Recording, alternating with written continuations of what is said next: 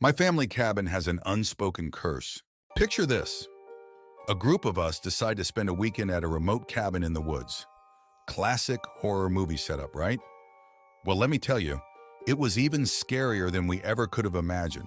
So there we are, driving down this winding dirt road, trees looming overhead like silent sentinels. The cabin itself looks straight out of a horror flick. Creaky floorboards, cobwebs in every corner, the whole shebang. But hey, we're not ones to back down from a challenge.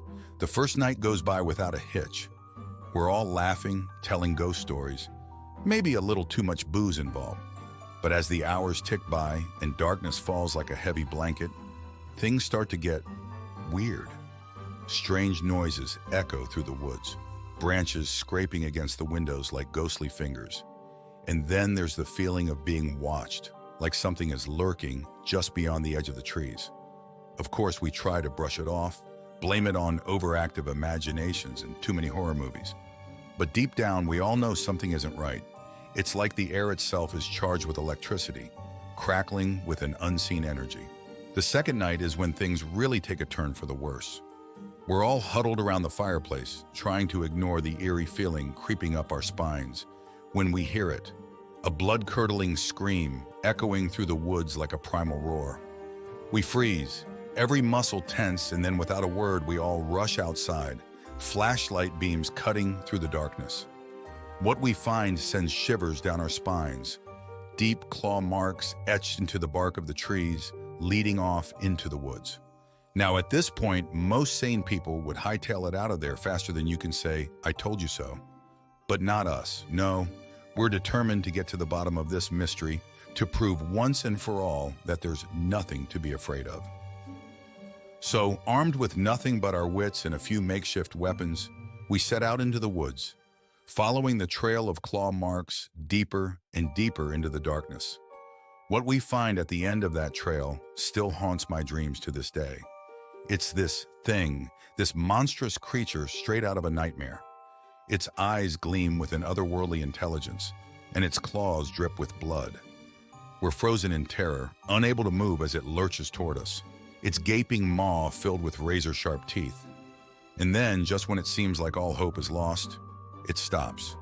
It cocks its head to the side as if considering us, and then it turns and disappears into the darkness. We stumble back to the cabin in a daze, hearts pounding, minds reeling. We never speak of what happened that night, not to each other, and certainly not to anyone else. But the memory of that creature, that thing lurking in the darkness, it never leaves us. And here's the twist, folks. Years later, long after that fateful weekend, I stumble across an old journal hidden away in the attic. It's written in shaky handwriting, the pages yellowed with age. As I flip through it, my blood runs cold. The entries detail the same events we experienced that weekend, down to the last detail. But here's the kicker. The journal is dated decades before we were even born. It's like we stumbled into a nightmare that had been waiting for us all along. A nightmare that transcends time itself. As I read through the entries, a chill runs down my spine. It's as if the author of the journal knew we would come, knew what horrors awaited us in those woods. But how could that be possible? How could someone predict something so specific, so terrifying? I try to shake off the feeling of dread that settles over me, but it clings to me like a shadow.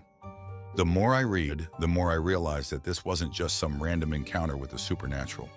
No, there's something deeper, something darker at play here. And then it hits me. What if we weren't the first group to stumble upon that cabin? What if there have been others, countless others, lured in by the same twisted fate? The thought sends shivers down my spine, and suddenly, I'm not so sure I want to know the truth. As I sit there staring at the journal in disbelief, a cold realization sinks in. We weren't just victims of circumstance. We were part of something much bigger, something beyond our understanding.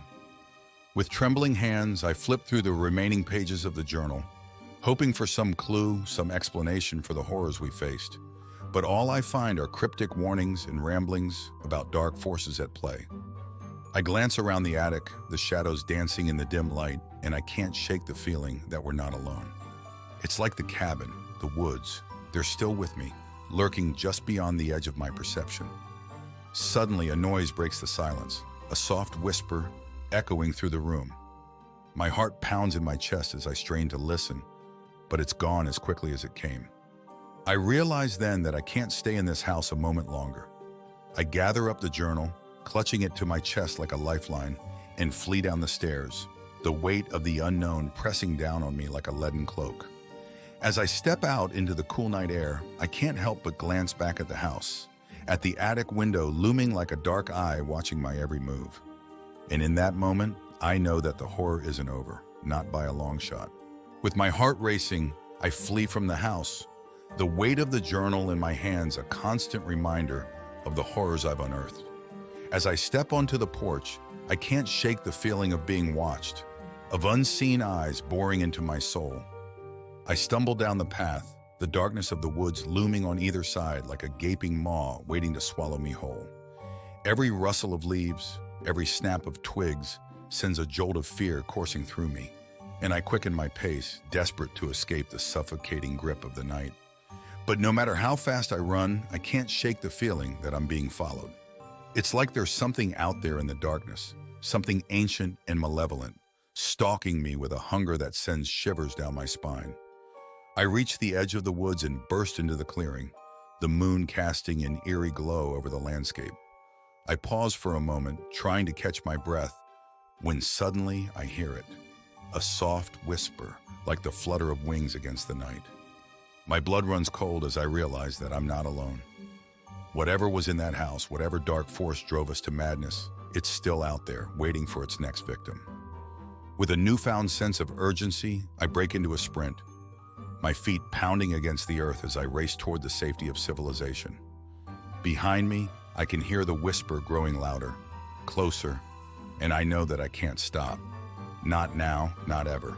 As I race through the darkness, my mind races with questions. What was in that journal? Who wrote it? And why did it seem to predict our every move? And most importantly, what lurks in the shadows, pursuing me with such relentless determination? I push myself to keep running, to put as much distance between me and that accursed cabin as possible.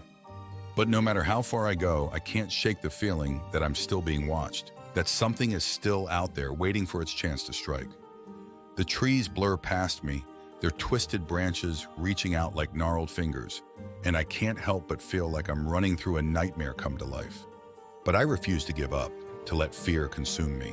Finally, after what feels like an eternity, I see the faint glow of civilization on the horizon. Relief floods through me as I realize that I'm almost out of the woods, both literally and figuratively. With one final burst of energy, I push myself forward, my lungs burning, my muscles screaming in protest. But I don't stop until I reach the safety of the nearest town, where I collapse in exhaustion, the weight of the night's events crashing down on me like a tidal wave. As I catch my breath and try to make sense of what just happened, I can't help but wonder if it's really over. Is whatever lurked in that cabin still out there, waiting for its next victim? Or was it all just a figment of my imagination, a trick of the mind brought on by fear and exhaustion? I may never know the answers to those questions, but one thing's for certain. I'll never look at the woods the same way again. And if there's one piece of advice I can offer to anyone reading this, it's this. If you ever find yourself near a remote cabin in the woods, turn back while you still can.